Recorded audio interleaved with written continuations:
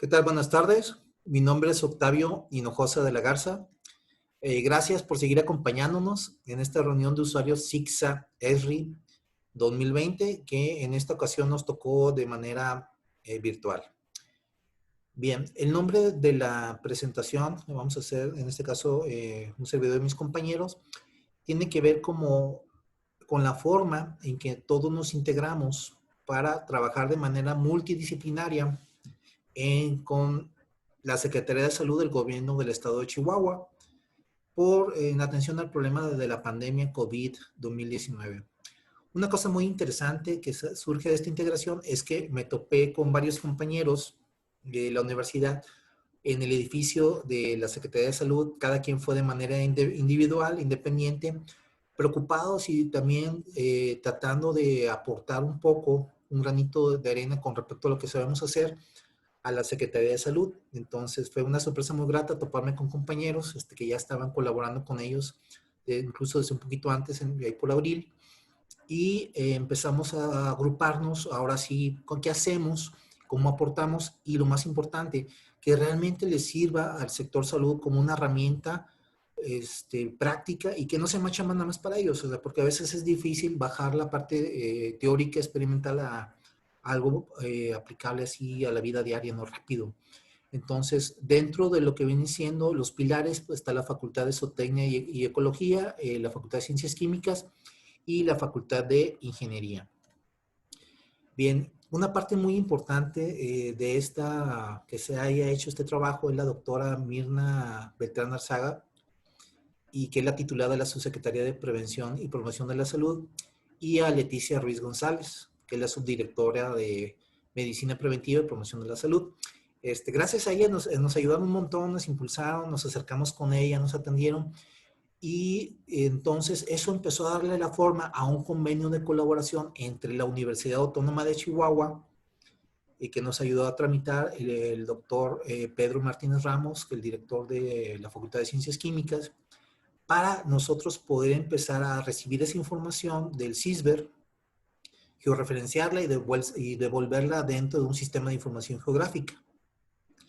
Al principio esa fue nuestra idea y fue gracias a la ayuda de ellas que se pudo implementar y empezó a implementar esta tarea, ¿no?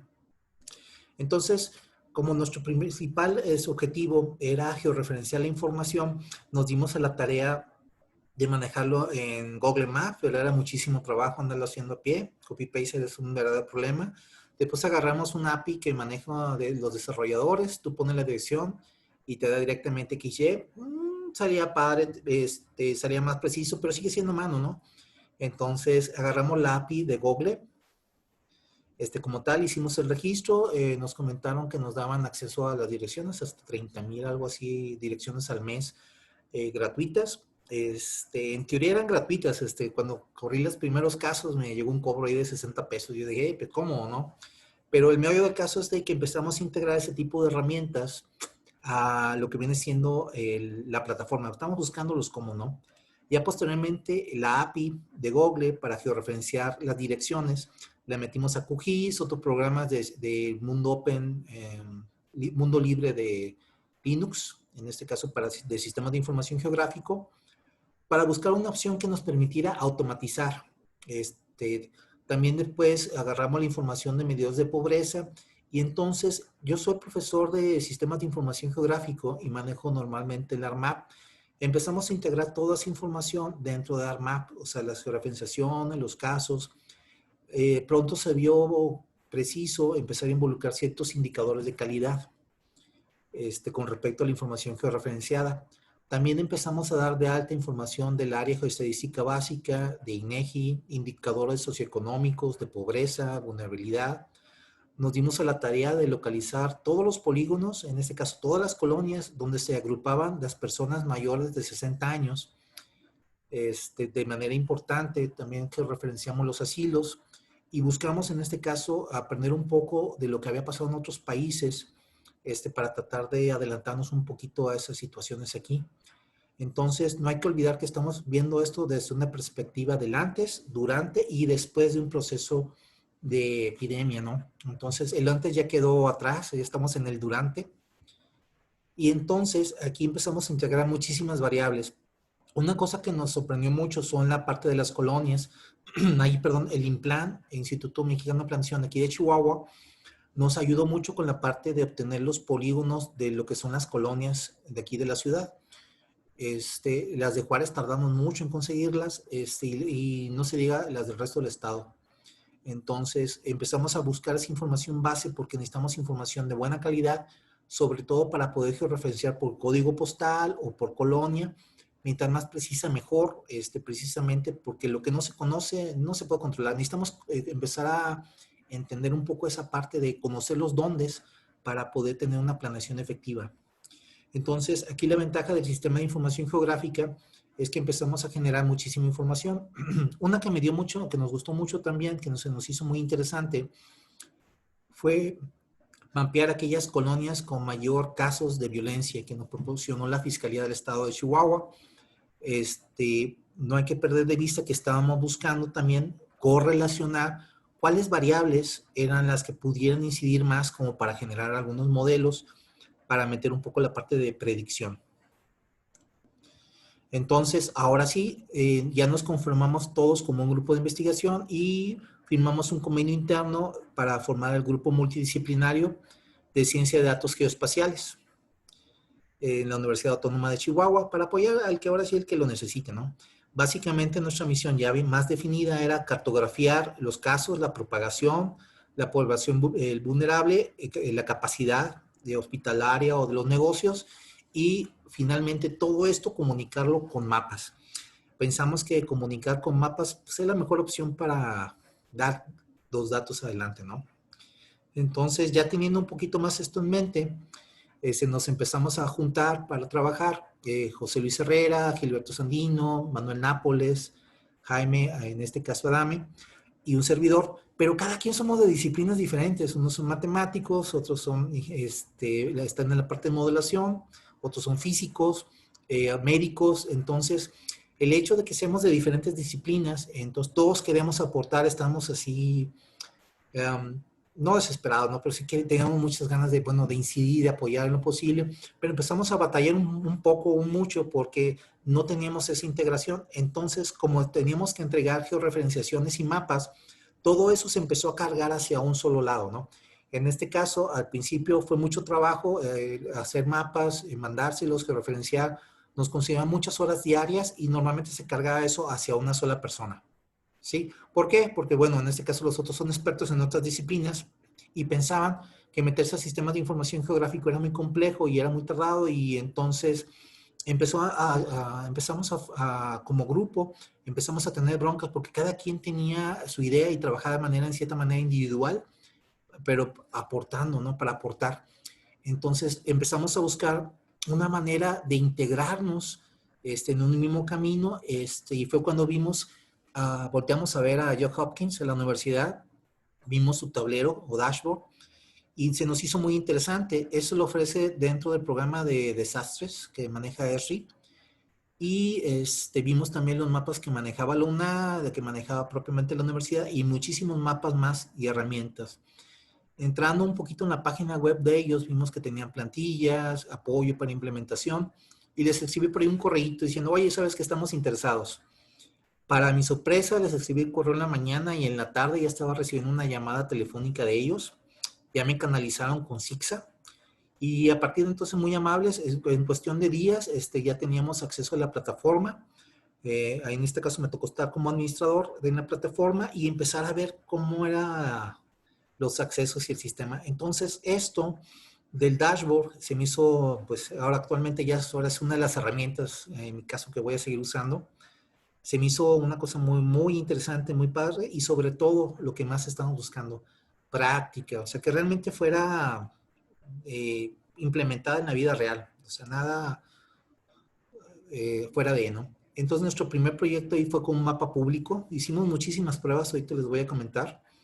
Entonces empezamos con un mapa público. ¿Por qué público? Bueno, empezamos a platicar con la Secretaría de Salud de pues, generar una información que fuera pública y que también les sirviera a ellos para lo que vienen siendo los informes y demás, o sea, de manera interna. Entonces empezamos a generar un mapa, un dashboard, ahorita lo vamos a ver un poquito más detallado, de casos de confirmados, de funciones, activos, recuperados, Y es donde empezó a trabajar la parte de multidisciplinaria, porque fue cuando empezamos a meternos con la parte de comorbilidades, empecé a analizar las variables, depurar los datos.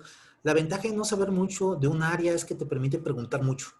Entonces empezamos a preguntar mucho, a cuestionar por qué sí, por qué no, y aprendimos muchísimo en el camino, ¿no? Entonces, aquí José Luis se metió muchísimo en la parte de automatizar. Tiene unos scripts, los cuales finalmente automatizan toda la base de datos del sirve del masivo, válgame la redundancia, y también los cuales ponemos también a disposición de las personas que les interesen. Las plantillas también que estamos manejando y demás detalles, nosotros los estamos también tratando de trabajar de esta manera, ¿no? Okay, entonces, empezamos a manejar una primera aproximación a la realidad. O sea, saben que es el mapa. Lo pueden utilizar de manera visual todas las dependencias que se les ofrezca, ¿sí? Y básicamente estamos manejando confirmados de funciones, activos. Esta parte de activos también se nos hizo muy interesante entender qué es un caso activo, qué no lo es, recuperados y sospechosos. Bien, posteriormente empezamos a trabajar con las jurisdicciones. Las jurisdicciones son la forma en que la Secretaría de Salud se agrupa, los epidemiólogos, para trabajar. Entonces empezamos a generar la información de tal manera que les sirva. Como lo platicamos con ellos y sus equipos de trabajo, los cuales están haciendo un gran trabajo y pues están fletando día con día en la primera línea de defensa, es nosotros escuchar las necesidades. Una cosa interesante fue lo que nosotros habíamos hecho de trabajos, pues era lo que nosotros habíamos visto en función a nuestro conocimiento, ¿no? Pero ahí lo hermoso es cuando ya se lo presentas a un especialista, un epidemiólogo, le dices, ¿sabes qué? ¿Qué es lo que necesitas? Y que sea práctico. Si se fijan, ahí empezamos a segmentar ciber y masivo y que sea información útil para ellos, o sea, que realmente les sirva a las brigadas, que puedan ir a campo, que puedan ellos validar la información y que puedan saber qué está pasando prácticamente diario, ¿no? Si pudiéramos automatizar de dónde viene la información original, pudiéramos entonces empezar a pensar en manejar en tiempo real esta información. Al cabo, el programa es online, estuvimos viendo las conferencias magistrales en la pasada, la mundial, y pues son implementaciones que se pueden casi hacer en tiempo real, ¿no? Es cuestión de echarle gana, ¿no? En esa dirección. Pero entonces empezamos a trabajar con las jurisdicciones, la 1, la 2.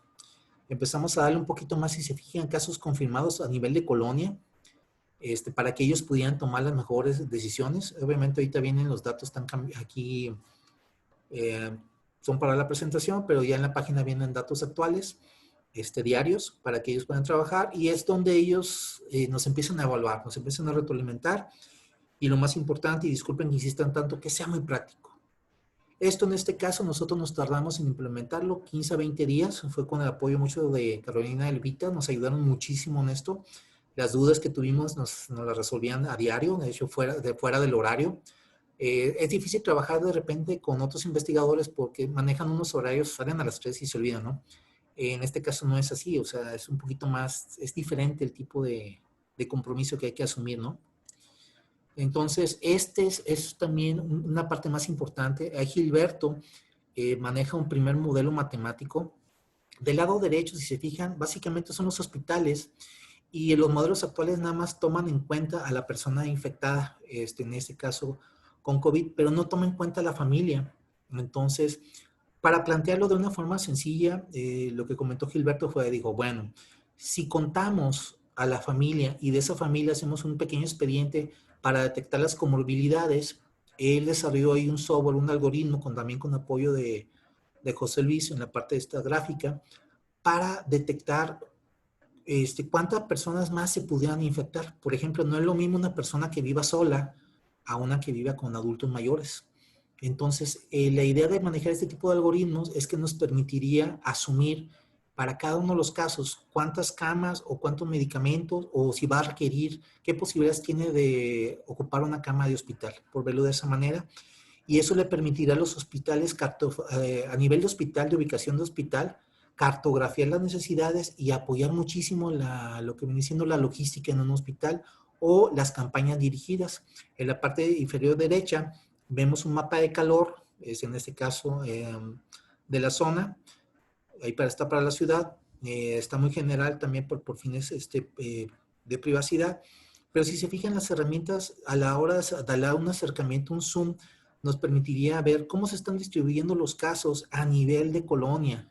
Incluso en este caso, estando bien georreferenciados, nos da tendencias importantes de dónde se concentran los casos. Por ejemplo, en los cuarteles del ejército o en otros lugares, asilos y demás, serán indicadores de alarma temprana para esos casos. También para entender un poco la parte de la propagación y para la planeación. Del lado izquierdo podemos ver también cómo se agrupan, digamos, la necesidad de camas en un hospital con la red IRAC, que manejan también ahí. Se puede empezar a hacer cosas bien interesantes y muy prácticas que realmente les sirva a ellos para la toma de decisiones. Sí, esta información lo estuvimos probando también en tablets, se ve muy bien. Los niveles de control ahorita se los voy a platicar un poquito, que están también muy padres. Me gustaron también la parte de seguridad, que es una parte importante, los accesos, la parte pública, la parte privada.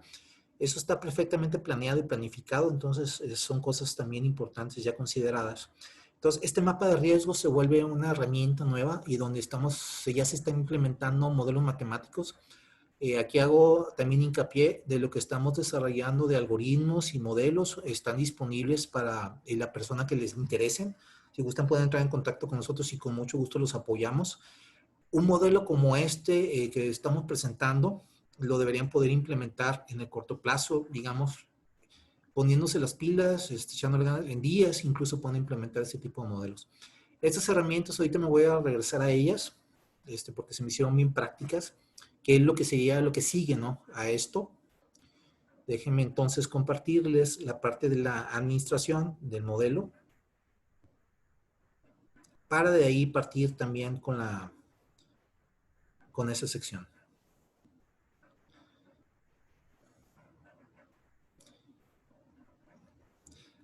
Ahí voy. Bien. Esta es la página de contenido. Esta es la que nos dan ya como administradores. Ustedes ya pueden programar directamente en la plataforma de inicio. Lo pueden editar vía HTML, o sea, esto es muy sencillo. Pueden manejar también la parte de sus grupos. Aquí organizan sus grupos y sus accesos. Entonces, tienen un nivel de control individual. Básicamente maneja visor. Pueden asignar, en este caso, también licencias para programar. O sea, pueden asignar licencias para lo que viene siendo administración de contenidos. ¿Sí? Aquí, si se fijan, estas son todas las aplicaciones que hemos estado trabajando, todos nosotros. Que también está la cuestión de lo que manejan ellos como créditos. El ArcGIS Response nos da 7,500 créditos, de los cuales hemos estado trabajando bastante. A partir de lo que viene siendo junio, que nos lo proporcionaron, hemos gastado como 130 créditos. O sea, realmente es cuestión de administrarse bien con esa parte, pero pueden hacer muchísimas cosas con lo que vienen siendo los tableros. Aquí hemos estado trabajando los accesos, la organización. Sí, ustedes aquí estos son los famosos créditos. Lo que hemos estado trabajando, llevamos casi mes y medio. Sí, junio, julio, sí, vamos para los 2 meses ya. Y lo que hemos estado trabajando de la licencia de los usuarios, el control de los accesos, genera un log para cada uno de los accesos. Entonces pueden administrar mucho de la seguridad en este segmento. Y finalmente la parte de contenidos está muy padre porque es lo que les comentaba. Alguien sin experiencia en GIS puede agregarlo desde una URL, unidad en la nube. Estuvimos haciendo pruebas con el Google Drive para entonces actualizar un archivo de texto directamente en un directorio compartido y de ahí ya generar los mapas de manera automática. Entonces, básicamente, ustedes pueden crear ya aplicaciones, capa de entidades, las teselas, pueden manejar aplicaciones para el celular. Esta parte nos gusta mucho, que andamos viendo, porque entonces pudiéramos desarrollar aplicaciones para el celular que directamente los del sector salud en campo pueden usar el celular para empezar a mapear sitios, contagios, etcétera, etcétera. Se puede usar de muchísimas maneras, ¿no? Y nosotros estamos utilizando mucho la que viene siendo los dashboards o tableros para empezar a chambear, pero si se fijan, pues básicamente teniendo tus puntos, puedes dar de alta inmediatamente la información. Bien, el de datos públicos, que es el que me le mencionaba anteriormente, es esta opción. Nosotros aquí manejamos datos de confirmados, la parte del mapa de defunciones, lo mandamos llamar directamente de un mapa. El mapa ustedes lo pueden generar directamente de un archivo de texto o pueden utilizar la herramienta de Shapefile. Ahí tienen también lo que viene siendo el ArcGIS Pro, que les permite subir directamente y administrar las capas de información. Entonces, pueden manejarlo de varias maneras, desde texto. Entonces, alguien sin conocimiento. Me llamó mucho la atención mis compañeros porque entonces, de ser yo el único que estaba metido ahí de lleno en los mapas y demás, dos compañeros inmediatamente se sumaron, uno más, y se volvió en cuestión de 15 días todo un experto en subir datos, dashboard, generar capas, que fue el que programó toda la información del CISBER y el masivo. Hizo un scripts, bueno, muchos, para automatizar toda la tarea, y los cuales pues están a disposición de las personas que estén interesadas. Hago hincapié en eso. Y empezamos entonces a prepararnos para recibir cosas masivas, ¿no? Porque esperemos que no se den, pero igualmente ya estamos listos y podemos entonces también voltear hacia otros sectores de información. Ok, entonces todas sus capas, toda la información se genera en mapas, se confirma y ustedes pueden entonces navegar ya directamente en sus mapas entre recuperados, sospechosos y demás detalle, ¿no? Entonces, realmente el dashboard es una herramienta muy buena, se la recomiendo ampliamente para dar información concentrada de lo que es realmente importante en lo que viene siendo los datos. Entonces, hagan de cuenta que es una forma de mostrar una cara de inteligente que muestra todo lo que hay de información detrás, ¿sí? Regresándome un poco para ya finalizar la presentación, es con respecto a las herramientas. Esto me lo copié del Congreso Internacional. Nosotros ahorita estamos trabajando en Machine Learning, bueno, que es lo que está trabajando mucho, sobre todo Gilberto. Estamos trabajando también en desarrollar reconocimiento de objetos para la parte de movilidad. Ahorita trabajamos con la información de Google, o sea, Gil trabaja mucho con eso para movilidad, pero ¿por qué no agarrar mapas e información de drones y meterlo dentro de los modelos? Estas herramientas también nos permiten generar este clase de dispositivos móviles, programación. Vaya, la realidad es que estamos fascinados con toda la información que nos está desplegando esta capa de data, ¿no? O sea, ArcGIS Online realmente consideramos que es una herramienta muy práctica que puede servirles en diferentes dimensiones. Bueno, por nuestra parte, pasamos entonces a la sección de preguntas y respuestas y aquí estamos a sus órdenes para cualquier aclaración o duda. Gracias de antemano.